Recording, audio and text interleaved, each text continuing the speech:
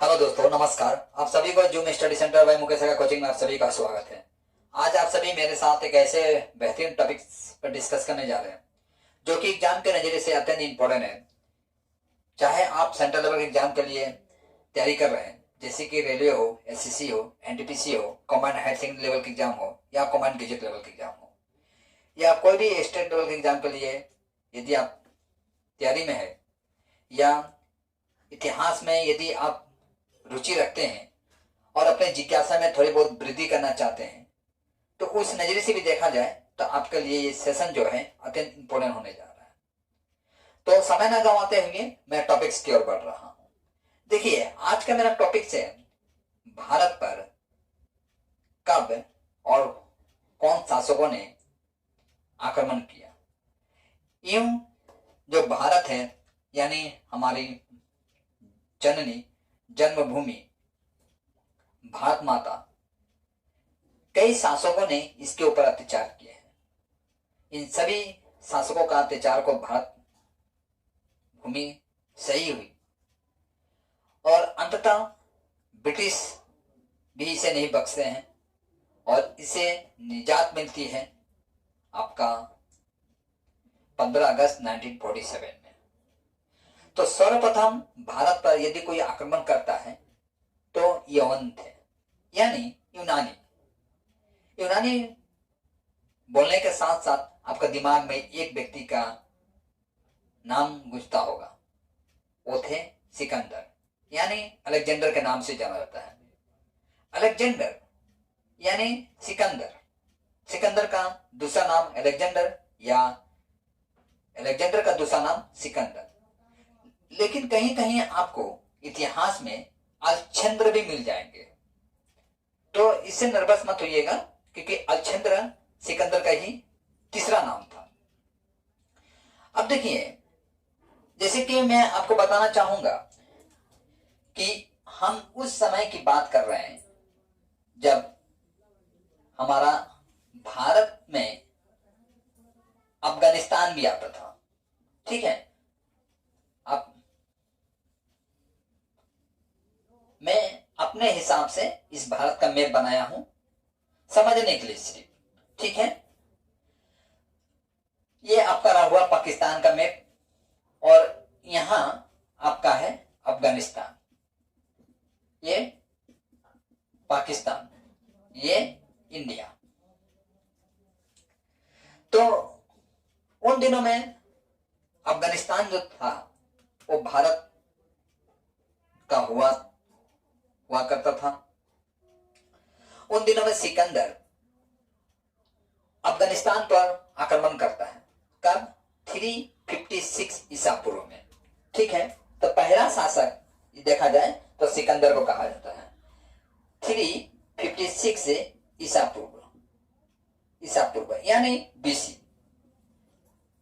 BC कहने का मतलब बिफोर क्राइस्ट, मतलब ईसा मसीह का जन्म से इतने साल पहले आपका सिकंदर अटैक करता है अफगानिस्तान पर। अब अफगानिस्तान के सरजमी को अपने अधिकार में लेता है। इसके पश्चात आपका भारत का उत्तर दिशा और ये पश्चिम दिशा, इन दो दिशाओं पर अपना राज्य का विस्तार करता है। यूं कह लीजिए, अपने सीमा में बढ़ोतरी करता है। सिकंदर से जुड़ा एक बहुत अच्छा किस्सा है, हालांकि मैं संक्षेप में आपको बताना चाहूंगा कि सिकंदर जब भारत में आता है तो सिकंदर तो विश्व विजेता था और बहुत महत्वाकांक्षी था। उसका उद्देश्य था कि पूरा संपूर्ण विश्व का जीत ले।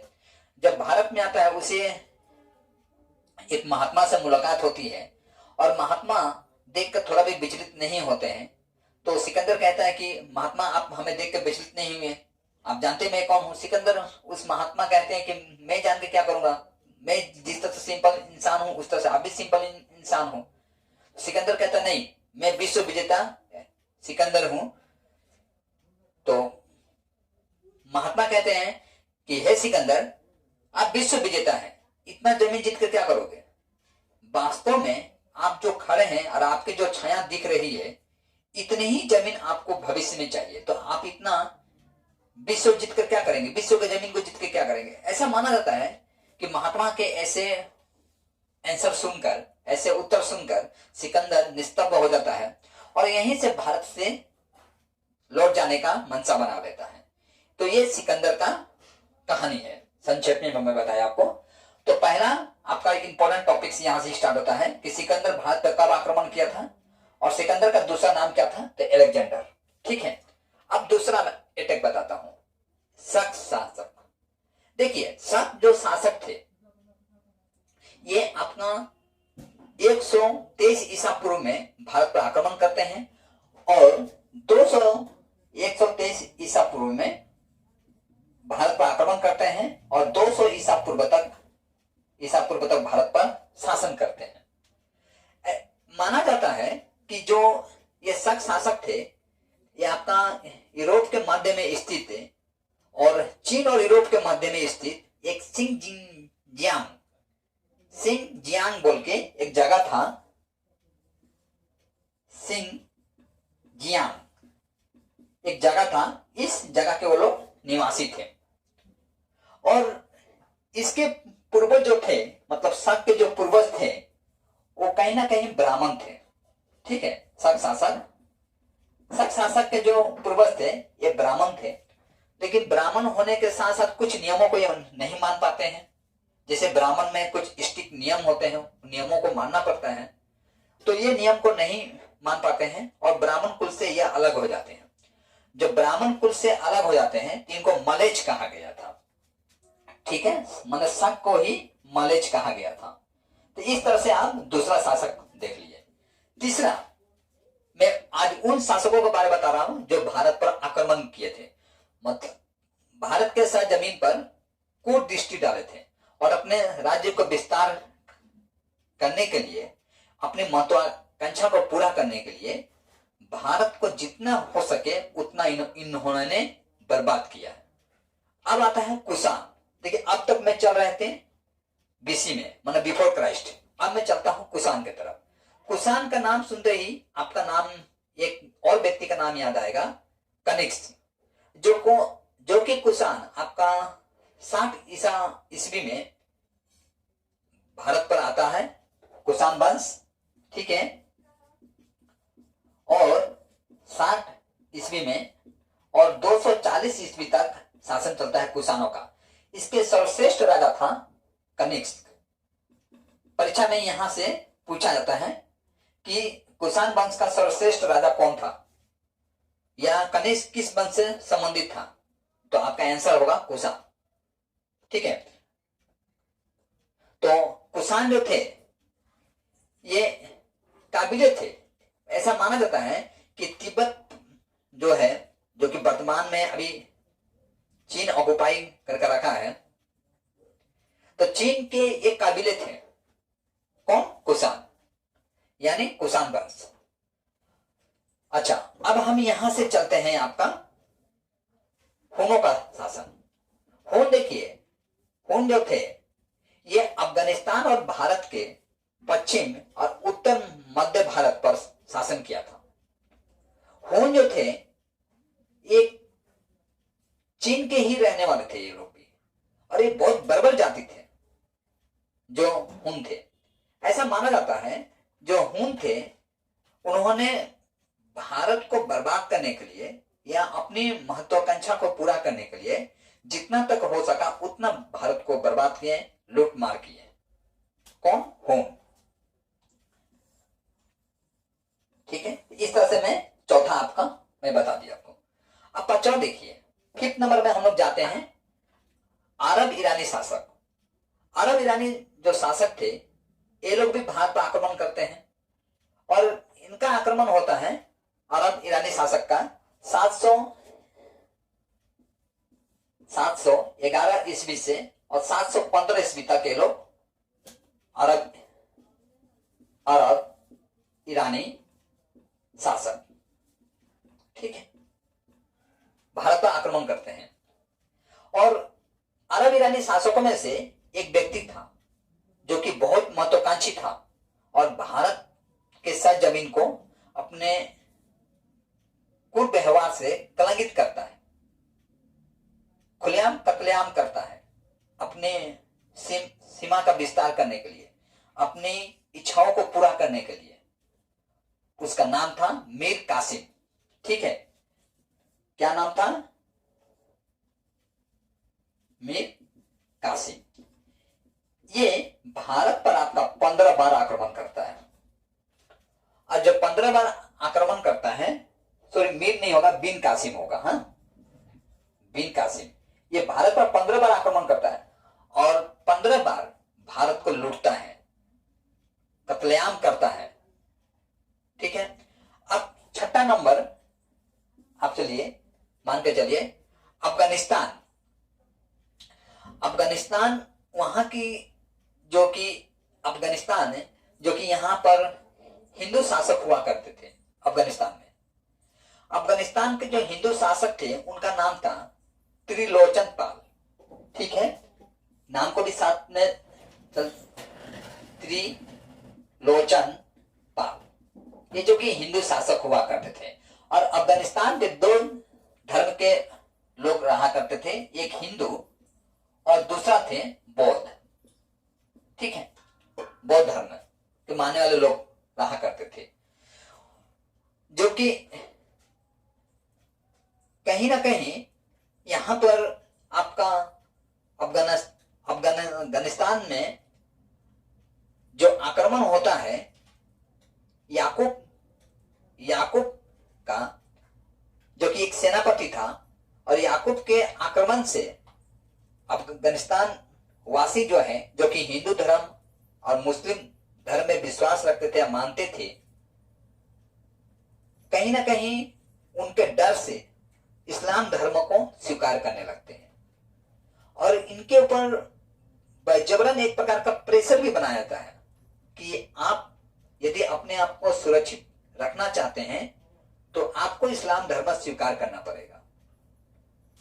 ये 7th सेंचुरी के बात है और साल में यदि देखे जाएंगे तो आपका लगभग ये 870 ईस्वी के बात है। ऐसा होता भी है कि समाज का एक बहुत बड़ा वर्ग इस्लाम धर्म को स्वीकार कर लेता है। कहानी यहीं से समाप्त नहीं होता है, कहानी में एक और मोड़ आता है। समय आता है आपका 1019 के आसपास, घटना आपको बता रहा हूं।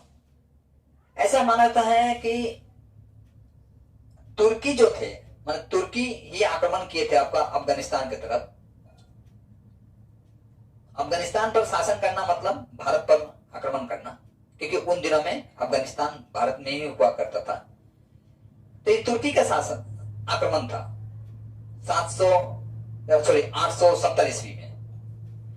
तो तुर्की का ही एक और शासक था, एक क्रूर राजा था, ऐसे ही एक महत्वाकांक्षी था जिसका नाम था मोहम्मद गजनी। ठीक है, मोहम्मद गजनी।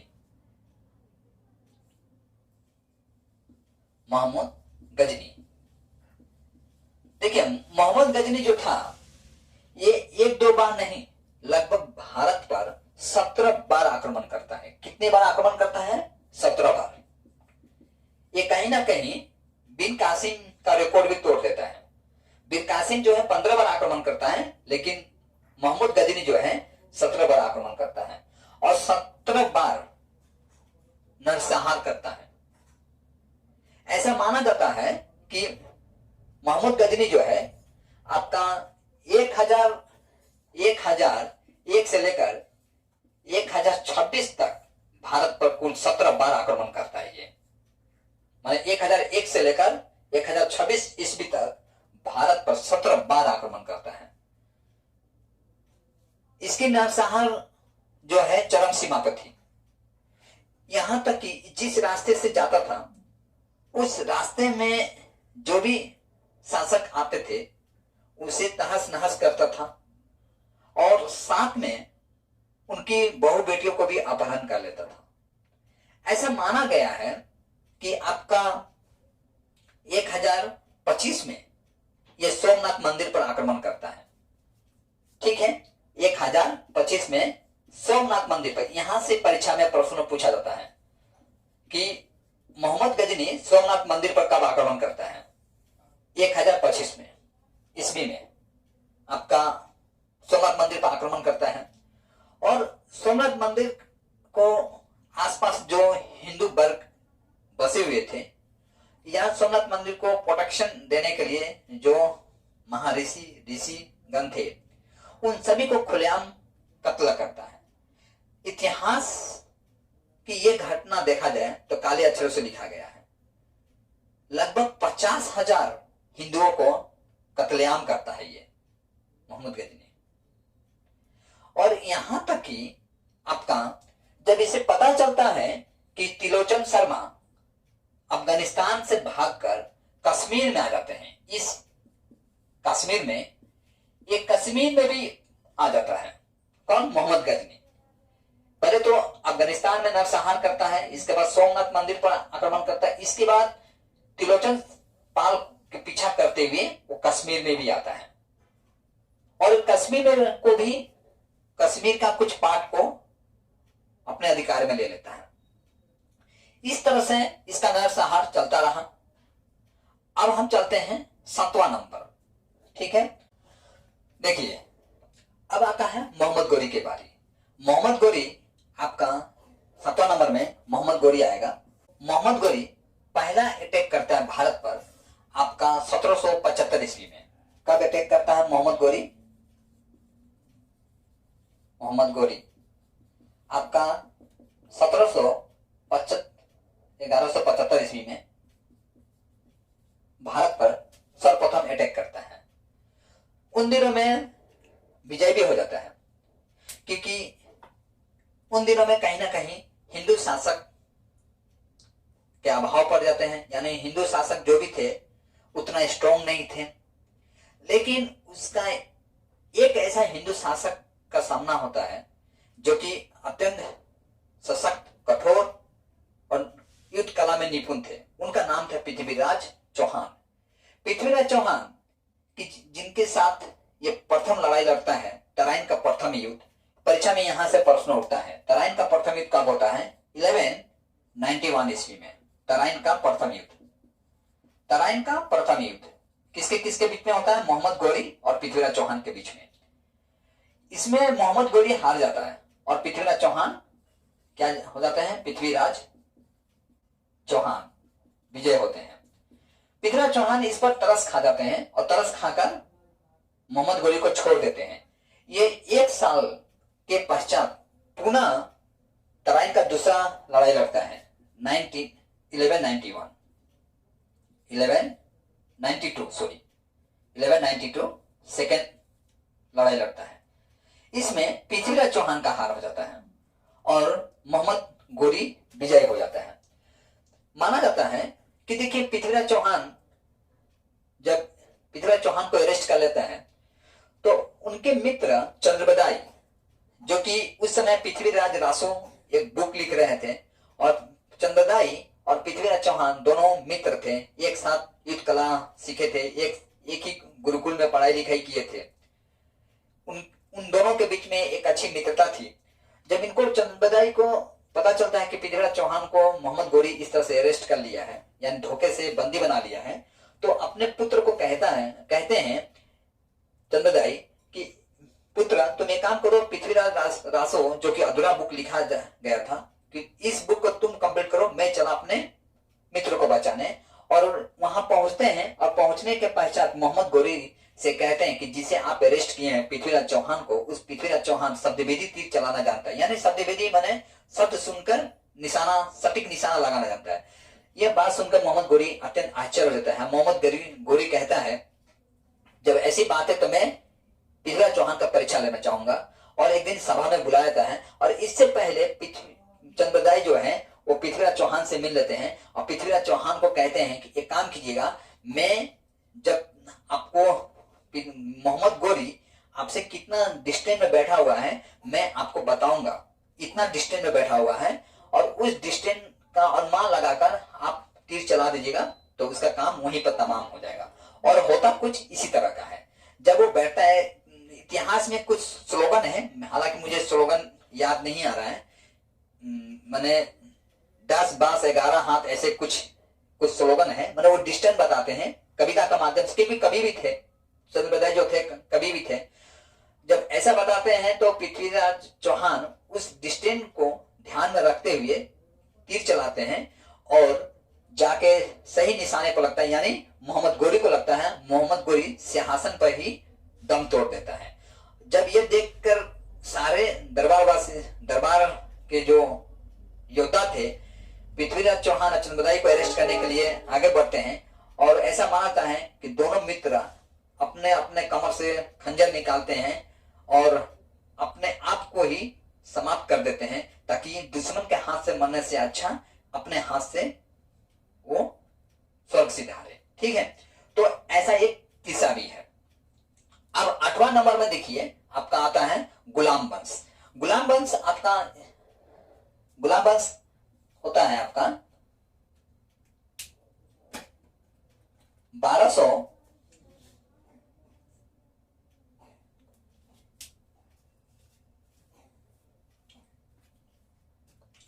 गुलाम वंश जो है, एक जो कि 8वां नंबर है आपका गुलाम वंश, ये आपका 1206 ईस्वी पर गुलाम वंश की स्थापना होती है और 1290 ईस्वी में जाके समाप्त हो जाते हैं। ठीक है, माना जाता है जो गुलाम वंश की स्थापना हुआ था तो कहीं ना कहीं कुतुबुद्दीन ऐबक जो कि गुलाम वंश की स्थापना करता है, और ऐसा माना जाता है कि कुतुबुद्दीन ऐबक जो थे, ठीक है, कुतुबुद्दीन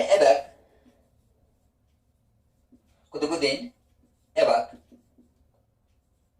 ये मोहम्मद गोरी का गुलाम था।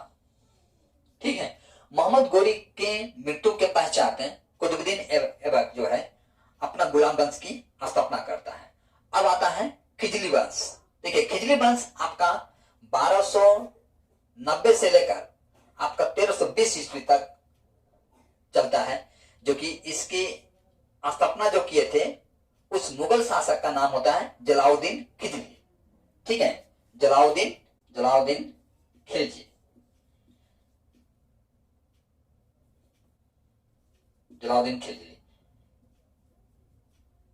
ये गुलाम वंश था, गुलाम वंश। ठीक है, अब देखिए जलाउद्दीन खिलजी जो कि खिलजी वंश की स्थापना होता है, नाम ही खिलजी है तो आपको याद करने में भी सुविधा होगा। जो जलाउद्दीन खिलजी का जो एक भतीजा हुआ करता है, उस भतीजा का नाम था जूना खां, याद रखिएगा, जूना खां। तो कहीं ना कहीं जूना खां बहुत महत्वाकांक्षी होता है और जलाउद्दीन खिलजी का हत्या कर देता है और शासक का कर्ता धर्ता वो बन जाता है। तो इस हिसाब से देखा जाए तो आपका जो जूना खां जो है, ऐसे तो माना जाता है कि आपका जो खिजली वंश था 1290 से लेकर 1320 ईस्वी तक रहता है, और जूना खां जब जलाउद्दीन खिलजी का जब हत्या कर देता है तो जूना खां आपका 1296 ईस्वी तक, 1296 में आपकी जलाउद्दीन खिलजी का हत्या होता है। ठीक है, इसके पहचान जूना खां शासन का कर्ता धर्ता बन जाता है। अब आता है तुगलक वंश। ठीक है, तुगलक वंश जो है आपका 1320 ईस्वी में इसकी स्थापना होता है और 1491 ईस्वी तक चलता है। ठीक है, गयासुद्दीन तुगलक, ठीक है, गयासुद्दीन तुगलक, नाम में ही तुगलक है तो आप इसको आसानी से याद कर सकते हैं, मतलब तुगलक वंश। ठीक है, तो ये 1320 से लेकर 1491 ईस्वी तक रहता है तुगलक वंश।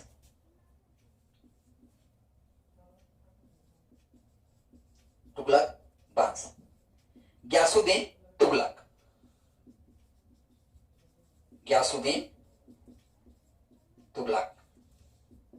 ठीक है, गयासुद्दीन तुगलक कहीं ना कहीं ये भी हत्यारा निकलता है और ये गाजी का उपाधि धारण करता है। माना जाता है जो काफिरों को मारते हैं वो गाजी का उपाधि धारण करते हैं। तो ये कहीं ना कहीं काफिरों को हत्या करता है और वे गाजी का उपाधि धारण कर लेता है। अब आता है लोदी वंश।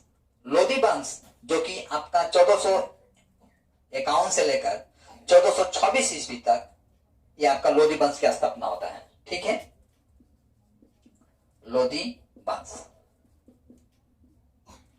1451 से लेकर 1415 से लेकर 1426 ईस्वी तक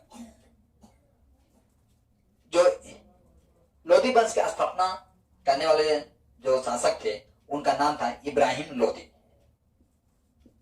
इब्राहिम लोदी, ठीक है, नाम से ही पता चलता है लोदी, तो लोदी वंश इस तरह से आप याद कर सकते हैं। 1451 होगा, 1451 से 1526 तक। ठीक है, लोदी वंश। इसकी कहानी, इब्राहिम लोदी की कहानी तब समाप्त होती है जब बाबर आपका पानीपत का प्रथम युद्ध लड़ता है। पानीपत का प्रथम युद्ध, फर्स्ट वार कब होता है? 1526 ईस्वी में। बाबर क्या होता है? बाबर विजय होता है। ठीक है, यहां मैं लिखता हूं लोदी वंश 1451 से लेकर 1526 ईस्वी तक लोदी वंश रहता है। इब्राहिम लोदी इसके शासन करता थे और ये लड़ता है बाबर के साथ। कब लड़ता है? 1526 में। युद्ध का नाम था पानीपत का प्रथम, फर्स्ट वार। ये परीक्षा में पूछा जाता है कि पानीपत का प्रथम जो वार हुआ था वो किसके बीच में हुआ था? तो इब्राहिम लोदी और बाबर के बीच में हुआ था। इब्राहिम लोदी हार जाता है और बाबर विजय होता है। माना जाता है कि इस लड़ाई के पश्चात बाबर का हौसला जो है काफी बुलंद हो जाता है और बाबर प्रत्येक साल एक लड़ाई लड़ता है। ठीक है, तो हर साल वो विजय होता है क्योंकि बाबर एक ऐसा व्यक्ति था जो कि उसकी जो सेना जो थे बहुत कुख्यात थे, यानी गैर मुस्लिम जो शासक हुआ करते थे उसके ऊपर भेड़ की तरह टूट पड़ता था। यानी गैर मुस्लिम शासकों को बुरी तरह से कुचल देता था वो, या यूं कह लीजिए अपनी महत्वाकांक्षा को पूरा करने के लिए उसे जितना नरसंहार चाहिए करना उतना वो करता था, जी भर के करता था वो। ठीक है, बाबर बहुत क्रूर शासक था। मुझे अफसोस है कि मैं ये किताब पढ़ा रहा था, भारत की खोज, उसमें लिखा था कि बाबर बहुत अच्छा व्यक्ति था, वो कवि था, एक कुशल शासक था। और हमको इसमें संदेह है कहां से कुशल शासक था जो अपना जनता को ध्यान नहीं रख पाया, जनता को पर अत्याचार किया, वो कुशल शासक कैसे हुआ? मैं पढ़ाने के दौरान हमें मिल गया था, तो कहीं ना कहीं हम भी थोड़ा हमें लगा कि शायद ये रॉन्ग प्रिंट है। शायद हमें लगता है रॉन्ग प्रिंट ही होगा, कुशल शासक तो था ही नहीं वो। ठीक है, तो बाबर प्रथम युद्ध लड़ता है आपका पानीपत का प्रथम युद्ध। इसके बाद खानवा का युद्ध लड़ता है आपका 1527 में, इसमें भी बाबर विजय होता है। ठीक है, चंदेली का युद्ध लड़ता है, ये 1528 में, इसमें भी विजय होता है। घाघरा का युद्ध ये 1529 में, इसमें भी बाबर विजय होता है। इस तरह से वो 4 लड़ाई लड़ता है, पानीपत का युद्ध, खानवा का युद्ध, चंदेली का युद्ध, घाघरा का युद्ध, और चारों युद्ध में विजय होता है। अंत में बाबर का मृत्यु होता है आपका 1529 ईस्वी में। अब बाबर से भी बहुत एक अजीब किस्सा वो जुड़ा हुआ है। बाबर भी बहुत क्रूर शासक था। ऐसा माना जाता है कि बाबर मृत्यु के समय काफी भयभीत हो गया था, क्योंकि उसे ऐसा डर था कि मेरी जो बुरी नीतियां हैं इससे मेरा बेटा लोग काफी नाराज हैं और मेरे मृत्यु के पश्चात कहीं ना कहीं ये अपने माँ के साथ भी इसी तरह से व्यवहार करेंगे जिस तरह से मैं औरों को पर किया। तो बाबर अपने पुत्र यानी हुमायूं को समझाता है कि देखो, मेरा कर्म की सजा या मेरे कर्म का जो दोष है या गुस्सा है अपनी माँ से मत लेना। और बाबर बहुत सखी स्वभाव का था। मृत्यु खटिया जब पकड़ लेता है यानी उसकी बॉडी काम नहीं करता है, जब उसके वैद्य उपचार के लिए आते हैं तो वैद्य जी जब उसे दवा बना कर देते हैं तो वैद्य जी को कहता है, उसे संदेह की नजर से देखता है और कहता है कि पहले तुम खा के हमारे सामने खा के दिखाओ, तब जाके इस दवा को मैं खाऊंगा। क्योंकि उसे ऐसा संदेह रहता है, उसमें ऐसा डाउट है कि शायद ये व्यक्ति अभी तो मैं चल फिर नहीं पा रहा हूँ, इस समय में मुझे जहर देकर ये वैद्य जी मार देंगे। इसलिए पहले वैद्य जी को कहता है कि आप मेरे सामने खाइए दवा को, इसके बाद वो खाएगा। ठीक है, एक हिसाब से वो टेस्ट करता है। इस हिसाब से कह सकते हैं वो बहुत क्रूर शासक था वो। ठीक है, अब बाबर के पश्चात जो इसका जनरेशन आते हैं ये आपका 1707 ईस्वी तक रहते हैं। 1707 ईस्वी तक, जो कि औरंगजेब। ठीक है, औरंगजेब। हालांकि देखिए ये जो बाबर जो शासक है ये भारत को ही अपना देश समझ लेते हैं और इसी पर जितना हो सके नरसंहार हो या अपना शासन का वर्चस्व लहराते हैं। बाबर का पुत्र हुमायूं, हुमायूं का पुत्र अकबर, अकबर का पुत्र जहांगीर, जहांगीर का पुत्र शाहजहां और शाहजहां का पुत्र आपका औरंगजेब। ठीक है, इस तरह से पूरा औरंगजेब तक आपका शासन चलता है मुगलों का। इसके पश्चात है अब जब 1707 ईस्वी तक रहता है, इससे पहले 1600 ईस्वी में ईस्ट इंडिया कंपनी भारत में आती है, यानी एक मसाला का बिजनेस लेकर। ईस्ट इंडिया कंपनी चाहती थी कि भारत पर अपना अधिकार जमाना चाहती थी, तो लेकिन कहीं ना कहीं आपका जो औरंगजेब है इसे डिस्टर्ब करता है और भारत पर शासन चलाने नहीं देता है। तो अंत में ये जो भी ईस्ट इंडिया कंपनी का या अंग्रेजों का जो गवर्नर थे वो कहीं ना कहीं जाकर औरंगजेब से माफी मांगते हैं, एक समझौता करते हैं। तब उनके समझौता से प्रसन्न आकर औरंगजेब सूरत और कई साउथ के कई भागों में ईस्ट इंडिया कंपनी को व्यापार करने का परमिशन देता है। ठीक है, तो अब ब्रिटिश जाते हैं आपका 15 अगस्त 1947 के इस तक, यहां तक देश जाके हमारा आजाद होता है। यानी हमारा देश जाकर यानी भारत माता इस 1947 में जाकर आजादी की सांस लेती है और उसके पुत्र भी, यानी हम सब और आप भी। ठीक है, तो इस तरह से मैं आपका दौर समाप्त किया, आपका 356 से लेकर आपका 15 अगस्त 1947 तक। यदि जानकारी अच्छा लगा हो तो लाइक कीजिए, कमेंट कीजिए, शेयर कीजिए और यदि कुछ अपने तरफ से कुछ सुझाव देना चाहते हैं तो बेझिझक सुझाव भी दीजिए। और आज का क्लास मैं यहीं पर समाप्त करता हूं। जय हिंद।